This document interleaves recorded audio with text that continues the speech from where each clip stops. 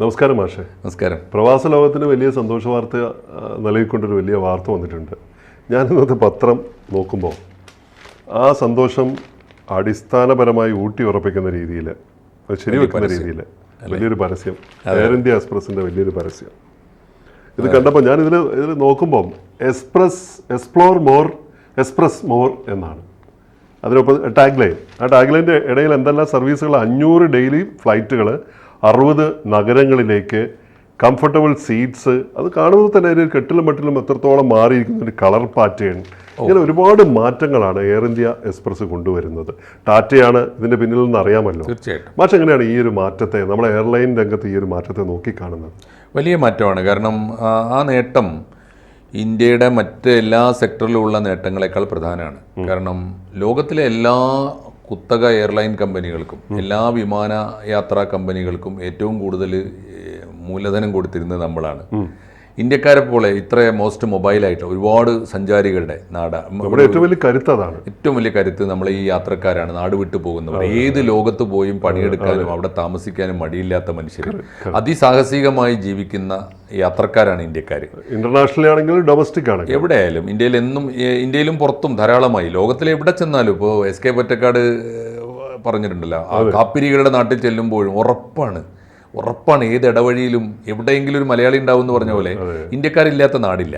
അപ്പോൾ ഒരു വാതിൽ അടയുമ്പോൾ മറ്റൊരു വാതിൽ ആകാശത്തിൽ ഇങ്ങനെ മുട്ടിയിട്ട് ഇന്ത്യക്കാർ തുറക്കും. അതാണ് ഇന്ത്യക്കാരുടെ പ്രശ്നം.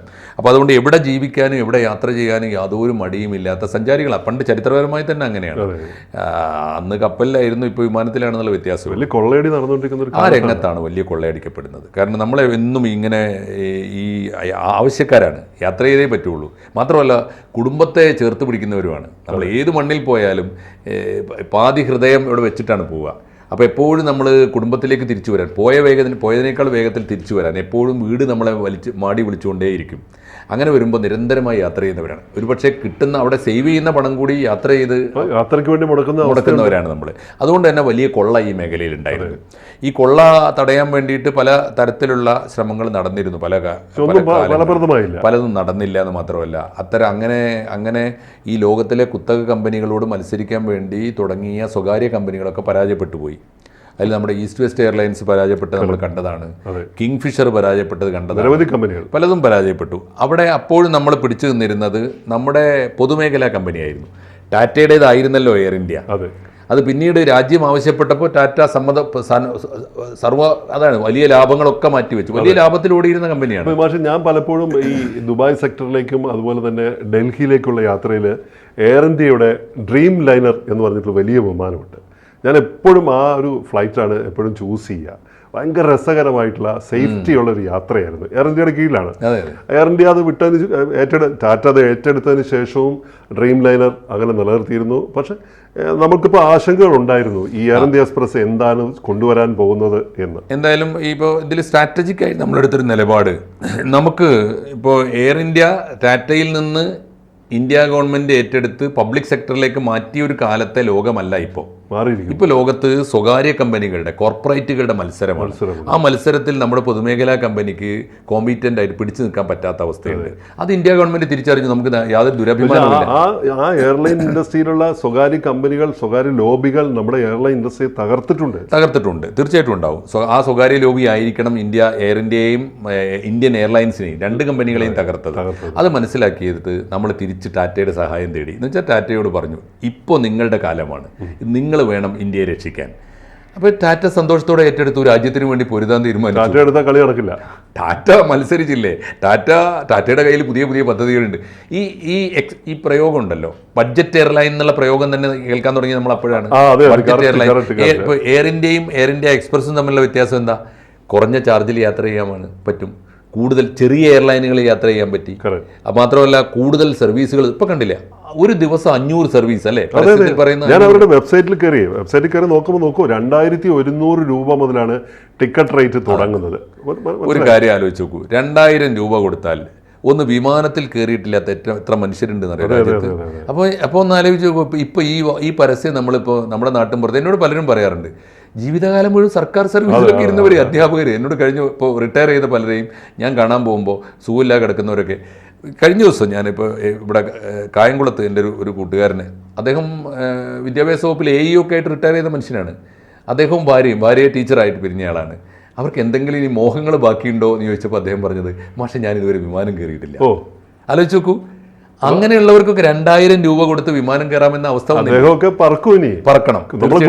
അവരുടെയൊക്കെ സ്വപ്നങ്ങളോടാണ് കുറഞ്ഞ ചെലവിൽ പ്രീമിയം ഫീൽ എന്ന് പറയുന്നു. ഡിജിറ്റൽ ആനുകൂല്യങ്ങൾ, പരസ്യങ്ങളിൽ QR കോഡ് വഴി പ്രത്യേക ഓഫറുകളും ഡിജിറ്റൽ ബുക്കിംഗ് ആനുകൂല്യങ്ങളും ഒരുപാട് സൗകര്യങ്ങൾ ടാറ്റയ്ക്ക് അപ്ഡേറ്റ് ചെയ്യാൻ പറ്റും. അതുകൊണ്ട് മാത്രമല്ല, ഇപ്പൊ ഈ പരസ്യം വന്നൊരു സാഹചര്യം, അവര് 2 എയർലൈൻ ഈ ചെറുതിനെ മുഴുവൻ ലയിപ്പിക്കുക എന്നുള്ള നയമുണ്ട്. 2017 നമ്മൾ SBI ലയിപ്പിച്ചതുപോലെ SBI ലയിപ്പിച്ചിട്ട് വലിയ കൊച്ചു സ്റ്റേറ്റ് ബാങ്കുകളെ, പൊതുമേഖലാ ബാങ്കുകളെ എല്ലാം ഒരുമിച്ച് ഇനി അങ്ങനെ വന്നതുകൊണ്ട് SBI ആർക്കും മോഡലാണ് SBIയുടെ മോഡൽ ടാറ്റ തന്നെ പറയുന്നതാണ്. ഞങ്ങള് ഇങ്ങനെ കൊച്ചു കമ്പനികളുണ്ട്, കൊച്ചു കമ്പനികളെ ലയിപ്പിച്ച് വമ്പൻ കമ്പനിയായിട്ട് മാറും. വമ്പന്മാരോട് മുട്ടാനും ഞങ്ങൾ വലിയ ആശയമാണ്. അതെ, നല്ല ആശയമാണ്. അതുകൊണ്ട് SBI മോഡലിൽ പുതിയ ഇപ്പോൾ എനിക്ക് തോന്നുന്നു എയർ ഏഷ്യയും എയർ ഇന്ത്യ എക്സ്പ്രസ്സുമാണ് ലയിപ്പിക്കുന്നത്. 2 കമ്പനികളെ ലയിപ്പിച്ചുകൊണ്ട്. പക്ഷേ ഇത്തരത്തിൽ നമ്മൾ ചെറിയ വിമാന കമ്പനികളെ കൂടി ടാറ്റ കൂട്ടിച്ചേർത്തുകൊണ്ട് ഒരു മഹാഭീമനായിട്ട് ഒരു പക്ഷേ നമ്മുടെ എയർ ഇന്ത്യ എക്സ്പ്രസ് മാറും, തീർച്ചയായിട്ടും മാറും. ഇപ്പോൾ ആലോചിച്ച് നോക്കും, ഈ പരസ്യം തന്നെ ഇപ്പോൾ ഇല്ലാത്തത് പറയുന്നില്ലല്ലോ പരസ്യക്കാർ. 500 വിമാനങ്ങൾ ഒരേ ദിവസം ഒരേ 500 സിറ്റികളിലേക്ക്, 500 നഗരങ്ങളിലേക്ക്, 500 ഡെയിലി 500 ഫ്ലൈറ്റ്സ്, 500 ഫ്ലൈറ്റുകൾ 60 നഗരങ്ങളിലേക്ക്, ലോകത്തിലെ 60 നഗരങ്ങളിലേക്ക് ഇന്ത്യയിൽ നിന്ന് ഒരേ സമയം 500 ഫ്ലൈറ്റ് ഓടിക്കാൻ എയർ ഇന്ത്യക്ക് കഴിയുമെങ്കിൽ അത് ചെറിയ നേട്ടമാണോ? അതിൽ യാത്ര ചെയ്യാൻ നമ്മുടെ ആളുകളുണ്ടാവും, തീർച്ചയായിട്ടും ആളുകളുണ്ട്. മാത്രമല്ല ഏത് സാധാരണക്കാരനും വിമാനത്തിൽ പോകാം. ഇനി ഒന്നാലോചിച്ച് നോക്കൂ, നമ്മുടെ ഈ വന്ദേ ഭാരതിന് കയറുന്ന സമയം കൊണ്ട് കണ്ണൂരിൽ നിന്ന് തിരുവനന്തപുരത്ത് ഇറങ്ങിക്കൂടെ? ചെറിയ കാശ് കൊടുത്താൽ 2000 രൂപക്ക് ഡൊമസ്റ്റിക് എയർലൈനിൽ യാത്ര ചെയ്യാമെങ്കിൽ തീർച്ചയായിട്ടും അപ്പോൾ വലിയ പുരോഗതിയാണ് ഉണ്ടാക്കാൻ പോകുന്നത്. ആളുകളൊക്കെ ഇനി ആകാശയാത്രയുടെ എണ്ണം കൂടും, ആകാശയാത്ര കൂടുതൽ ഇഷ്ടപ്പെടും, ആകാശയാത്രയെ കൂടുതൽ പ്രണയിക്കാൻ തുടങ്ങും. അതൊക്കെ തന്നെയാണ് ഇനി സംഭവിക്കാൻ പോകുന്നത്. ഇപ്പോൾ ആധുനിക സൗകര്യങ്ങൾ ഒരുപാടുണ്ട്, ബുക്കിങ്ങിനുള്ള സൗകര്യങ്ങളുണ്ട്. ആ പഴമയുടെ ചട്ടക്കൂട്ടിൽ നിന്ന് അതിൻ്റെ നിറം, മറ്റു രീതികൾ, വർണ്ണം എല്ലാം മാറ്റി. തീർച്ചയായിട്ടും എനിക്ക് തോന്നുന്നു ബ്രാൻഡിങ് ഉണ്ടല്ലോ, അവരുടെ വാലിന്റെ ബ്രാൻഡിങ് ഏത് ആകാശത്തും ഇന്ത്യക്ക് അഭിമാനം തോന്നും. ഇന്ത്യക്ക് ഞാൻ പറയുന്നത് ഏത് രാജ്യക്കാരനും അഭിമാനം തോന്നും ആകാശത്തൂടെ ഈ വാല് വിരിച്ച്. നമ്മളിങ്ങനെ ഫ്ലൈറ്റിൽ യാത്ര ചെയ്യുമ്പോൾ വേറെ ഫ്ലൈറ്റ് ഇങ്ങനെ നമ്മളെ കടന്നു നമുക്ക് കാണാം, പക്ഷെ അതിന്റെ വാലിന്റെ മുകളിൽ അല്ലേ. അതുപോലെ ഇവരിപ്പോ നിറം മാറ്റാൻ പോകുന്നു, കളറൊക്കെ മാറ്റാൻ പോകും, കുറെ കൂടി കളർഫുൾ ഓറഞ്ച് ആക്കാൻ പോകുന്നു. നല്ല കാര്യം. തീർച്ചയായിട്ടും പുതിയ പരിഷ്കാരങ്ങളുമായിട്ട് കൂടുതൽ വിമാനങ്ങളുമായി കൂടുതൽ നഗരങ്ങളിലേക്ക് ഇന്ത്യയെ ബന്ധിപ്പിക്കുന്ന പാറ്റേൺ ഓഫ് ഇന്ത്യ എന്നാണ് പറയുന്നത്. അതെ, പാറ്റേൺസ് ഓഫ് ഇന്ത്യ അവരുടെ പെയിന്റിംഗ്, അതാണ് ആശയം മാറും. ഈ വിമാനത്തിന്റെ വാലുകളിലൊക്കെ ഇനി ഇന്ത്യയുടെ ഏതെങ്കിലും ഒരു മുദ്ര ഉണ്ടാവും, പാറ്റേൺസ് ഓഫ് ഇന്ത്യ, ഇന്ത്യയുടെ അടയാളം. അപ്പൊ ഏത് യാത്രയിലും ഏത് മഹാനഗരത്തിലും ഏത് വൻകരയിലും ഇരുന്നുകൊണ്ട് നമ്മൾ എയർ ഇന്ത്യയുടെ വിമാനം ഇങ്ങനെ പറന്നു പോകുമ്പോൾ അതിലൊരു ഇന്ത്യൻ മുദ്ര കാണും. ഇന്ത്യയുടെ നമ്മുടെ മനസ്സ് തുടിക്കും. ഏറ്റവും പ്രധാനം നമ്മുടെ പ്രവാസികൾക്ക് വലിയ സന്തോഷം. ഒന്ന് അവസാനിക്കാൻ പോകുന്നതിന്റെ സൂചനയാണ് ടാറ്റയുടെ ഈ വരവ്. നമ്മുടെ ആകാശ സ്വപ്നങ്ങൾക്ക് നമുക്ക് എനിക്ക് തോന്നുന്നു ആകാശം നോക്കി മുഴുവൻ ഇന്ത്യക്കാരും ആഹ്ലാദം നിറഞ്ഞ മനസ്സോടെ കൈയടിച്ച് സ്വീകരിക്കേണ്ടതാണ് ഈ ടാറ്റയുടെ ഈ മുന്നേറ്റം. ടാറ്റയുടെ മുന്നേറ്റം നമുക്ക് വേണ്ടിയാണ്, ഓരോ ഇന്ത്യക്കാർക്കും വേണ്ടിയാണ്. ലോകത്തിൻ്റെ മുമ്പിൽ, ലോകത്തിൻ്റെ ആകാശത്തിൽ ഇന്ത്യയുടെ കൊടി ഉയരത്തിൽ പറത്താൻ വേണ്ടി നമ്മുടെ കുട്ടികൾ, നമ്മുടെ മനുഷ്യന്മാർ, നമ്മുടെ സാധാരണക്കാർ ടാറ്റ നീണാൾ വാഴട്ടെ എന്നും ടാറ്റ കൂടുതൽ ഉയരത്തിലേക്ക് പറക്കട്ടെ എന്നും നമുക്ക് ആശംസിക്കാം. തീർച്ചയായിട്ടും കൂടുതൽ വാർത്തകളും വിശേഷങ്ങളും നിങ്ങളിലേക്ക് എത്താൻ ABC മലയാളം സബ്സ്ക്രൈബ് ചെയ്യുക, ബെൽ ബട്ടണും അമർത്തുക.